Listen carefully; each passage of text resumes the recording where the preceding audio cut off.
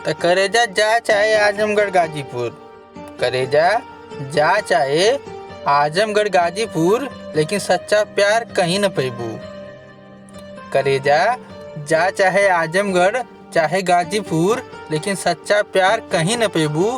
करेजा आवा एक बार जिला जौनपुर, करेजा आवा एक बार जिला जौनपुर, मारी ऐसन झटका कि करिहैया के दर्द सह न पैबू।